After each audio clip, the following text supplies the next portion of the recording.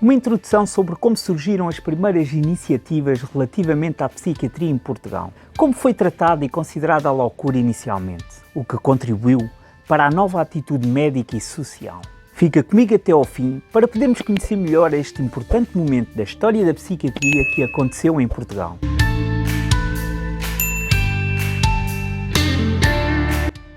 Dentro desta perspectiva, é importante começar por referir que Portugal, no século XIX, está comparativamente a alguns países da Europa largamente atrasado. No entanto, apesar de poucas fontes históricas, é de conhecimento que em Lisboa a presença da loucura tem os seus primeiros registros em 1539.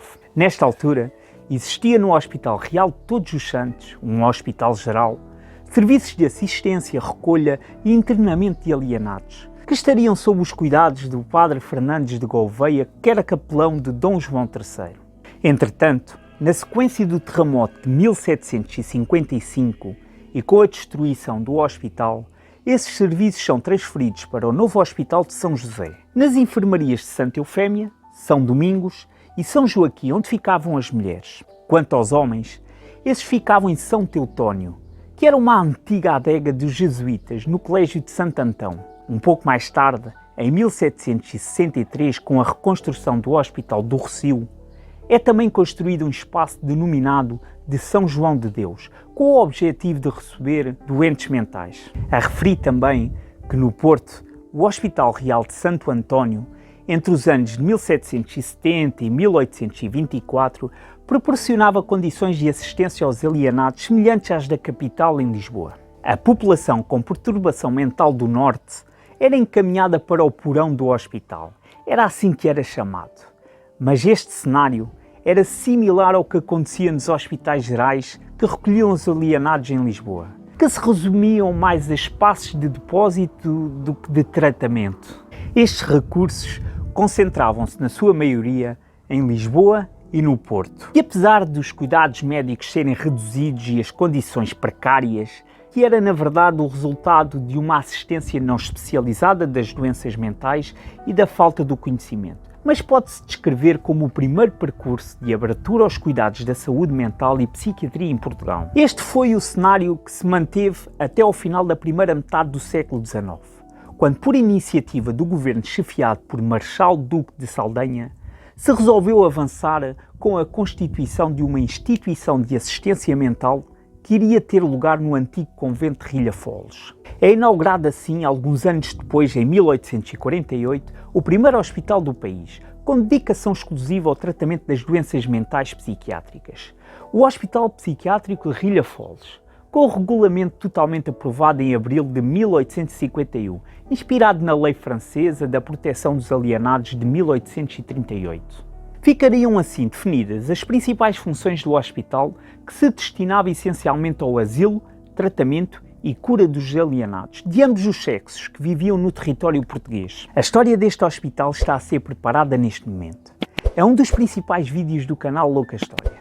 Por isso, recomendo que te inscrevas e atives o sino para quando estiver pronto a receberes o aviso. A inauguração do Hospital de Rilhafoles, mais tarde renomeado como Hospital Miguel Bombarda, alterou completamente a história sobre os cuidados de assistência à saúde mental em Portugal. De acordo com Barahoma Fernandes, que foi o segundo diretor do Hospital Júlio de Matos em 1953, a seguir a António Flores, ele descreve este evento da inauguração do primeiro hospital psiquiátrico em Portugal como o primeiro de 6 pilares da construção da história da psiquiatria portuguesa, bem como também a fundação do Hospital Conde de Ferreira, no Porto, em 1883. O segundo momento, considerado por Barahoma, foi a transformação e a mudança das técnicas e métodos aplicados no tratamento psiquiátrico, nomeadamente o fim do uso dos procedimentos de contenção e a instituição do regime de ocupação regrada em trabalhos agrícolas, que se resume ao resultado de uma vasta produção e publicações de obras por parte de Miguel Bombarda, no seu extenso e contínuo trabalho sobre os temas da medicina mental. O terceiro pilar refere-se ao ano de 1911, momento em que a psiquiatria e a neurologia passam a fazer parte do programa de disciplinas integrantes nas 3 faculdades de medicina existentes em Portugal, como também a publicação da obra de Júlio de Matos, o autor do decreto Assistência aos Alienados em Portugal e do manual Elementos da Psiquiatria, obras que serviram de referência nas décadas seguintes. O quarto período corresponde à introdução da pedagogia de Sobral Cid, que introduz a pedagogia relacional, privilegiando um tratamento humanizado dos doentes mentais. Ou seja, através da relação pessoal, é estabelecido o efeito psicoterapêutico criado entre os técnicos e o doente. O quinto momento é marcado pela inauguração do Hospital Júlio de Matos, a 2 de abril de 1942. Demorou cerca de 30 anos a construção e inaugurou sob a direção de António Flores. Este momento marca o princípio de inovações terapêuticas e novas concepções da doença mental, promovendo cada vez mais a humanização de tratamentos iniciada por Cid, através de um regime de internamento e de um regime aberto. Por fim, o sexto período, o qual o Barahona considera ser a partir dos anos 50 em diante, como a última fase, destacando a integração da psicologia médica, que passa a fazer parte do plano de disciplinas das 3 faculdades de medicina existentes, como também a incorporação da especialidade da psiquiatria nos hospitais gerais, o surgimento dos psicofármacos e o desenvolvimento geral da investigação na área da saúde mental. De facto, esta descrição poderá dar um panorama geral do percurso e do desenvolvimento da psiquiatria em Portugal. No entanto, importa referir que é na segunda metade do século XIX, mais precisamente por volta de 1880, que resultam as primeiras abordagens teóricas, que apesar de tardias em relação a alguns países da Europa, foram marcadas por uma luta incansável sobre a divulgação da psiquiatria como ciência médica em Portugal. Esta campanha foi liderada essencialmente por um conjunto de figuras que ainda hoje inspiram o percurso da psiquiatria portuguesa. Vou citar apenas alguns nomes e dar uma breve introdução, mas se quiser saber um pouco mais sobre a vida e obra destes autores, vai à playlist com o nome de Biografias, aqui no canal Louca História, e já podes encontrar alguns vídeos com a história de vida dos principais nomes da psiquiatria, não só em Portugal, mas em toda a Europa. Vou também deixar o link na descrição. Em Portugal temos como agentes ativos António Sena, foi formado em Medicina na Faculdade de Medicina da Universidade de Coimbra, fundador e o primeiro diretor clínico do Hospital dos Alienados Conde Ferreira no Porto. A história deste hospital também fará parte aqui do canal, porque foi o primeiro construído de raiz em Portugal. António Sena faleceu muito cedo, apenas com 45 anos. No entanto, devido ao seu legado, é nomeado entre muitos autores como o pai da psiquiatria e o criador da primeira lei psiquiátrica com base nos modelos europeus, a Lei Sena, de 1889. Outro grande nome foi Miguel Bombarda, o primeiro diretor do Hospital de Rilhafoles.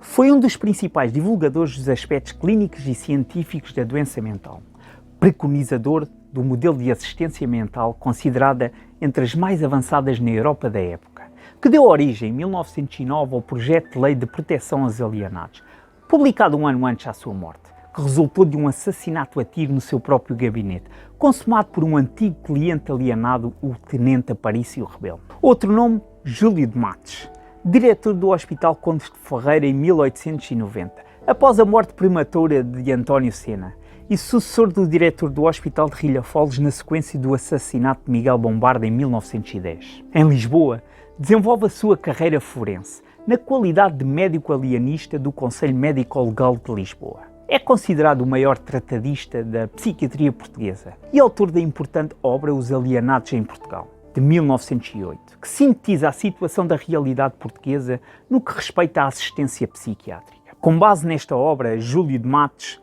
desenvolve o Decreto de 11 de maio de 1911, que autoriza e propõe ao Governo da República edificar 7 novos manicômios e criar 10 colónias agrícolas, um por cada província, incluindo Açores e Madeira, propondo também a possibilidade de instituir futuras colónias familiares para a assistência de alienados incuráveis e válidos. Contudo, apenas 3 obras resultaram deste plano. Uma em Lisboa, o Hospital de Júlio de Matos, e em Coimbra outros 2, o Manicômio Sena e o Hospital Sobral Cid. Júlio de Matos assistiu somente ao início de uma das construções, o novo Hospital de Júlio de Matos, que iniciou a construção em 1913, mas demorou cerca de 30 anos a ser construído e Júlio de Matos só viu as obras a começar, porque faleceu em 1923. Uma proposta similar a esta já teria sido feita em 1843 por Bernardino Gomes, que propôs a construção de 2 hospitais, um nas vizinhanças de Lisboa e outro nas do Porto. 5 anos depois desta recomendação, foi inaugurado o Hospital Psiquiátrico de Rilha-Foles em Lisboa, o primeiro em Portugal. Mais tarde, em 1883, foi construído o Hospital de Alienados Conde de Ferreira, no Porto. E temos mais importantes nomes, como Magalhães Lemos, António Flores, que foi o primeiro presidente da Sociedade Portuguesa de Neurologia e Psiquiatria, José Sobral Cide, Luís Cebola, autor da famosa obra Almas Delirantes, entre outros, que podes encontrar na playlist que te falei das biografias aqui no canal Louca História. Mas claro, não posso deixar de referir aqui o médico e professor António Egas Meniz, o único Nobel português da Fisiologia e da Medicina. Este prémio, recebido em 1949, evoca a descoberta do valor terapêutico de uma intervenção cirúrgica ao cérebro, aplicada a doentes com graves perturbações mentais. Essa cirurgia chamava-se leucotomia pré-frontal. Naturalmente, aos olhos da compreensão científica que temos hoje, é uma prática considerada como extremamente invasiva e causadora de danos irreversíveis, razão pela qual foi abandonada poucos anos depois. No entanto, este prémio despertou uma grande atenção por parte da imprensa nacional, enaltecendo a especialidade, o que motivou a novas pesquisas e novas experiências no campo da psiquiatria. Mesmo assim, estes esforços por parte de todos os médicos referidos requeriam uma dimensão mais ampla, com a necessidade intensa de publicações em revistas médicas e a criação de cursos, desenvolvendo desta forma uma cultura profissional e mentalização dos aspectos clínicos e científicos da doença mental. Esta função, como numa fase inicial, a todas estas figuras representantes da psiquiatria em Portugal, que procuraram, através de diversas ações, contrariar ideias incorretas, tanto vindas dos populares como das ordens religiosas e mesmo entre médicos, ideias que se revelavam banais e supersticiosas sobre a loucura. Nesta jornada, defende ser possível tratar eficazmente a doença, inclusive curar, a partir do momento que se reconheça como ciência entre os profissionais e se adapte estratégias de proteção e ajuda. É neste sentido que a construção de espaços exclusivos a pessoas com perturbações mentais se revela essencial em Portugal. Estes espaços servem não só como lugar de tratamento, acolhimento e proteção, mas também como lugares de análise e compreensão da própria doença, o que contribui para a criação de estratégias terapêuticas mais adequadas. E pronto! Espero que tenhas gostado e considerado útil esta informação, pois eu tive muito prazer em contar-te esta história. Se gostaste, deixa um gosto e inscreve-te no canal. O próximo vídeo já está a ser preparado e é um dos mais importantes, por isso estou bastante dedicado.